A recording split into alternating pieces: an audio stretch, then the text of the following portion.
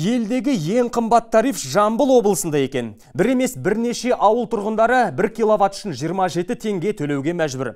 Айтуларынша әр үй айына 20 мың теңгеден аса ақы төлейді. Елде жоқ еселенген тариф қайдан енген? Данияр Әлімқұл тұрғындармен тілдесті. 27 тенге? Это же нечестно, ребята.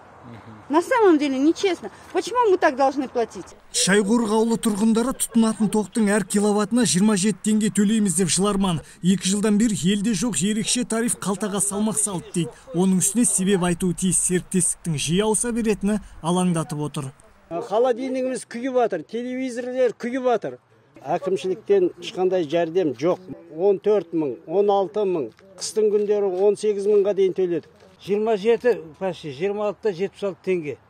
Бұндай қымбатшылық көрген емес. Қалада естіп жатырмын. 14 теңге. Еселенген электр бағасына аса жұма станцияларда наразы, ауыртпалық 600 абонентке түсіп отыр. Әкімдер жұрттың жоғары тарифке ақша жұмсайтынын жақсы білет. Ауылдар шойын жолдың бойында шоғырланғандықтан темір жолдан алатын айтады. Олар былтыр бағаны еліміз бойынша өсіріпті.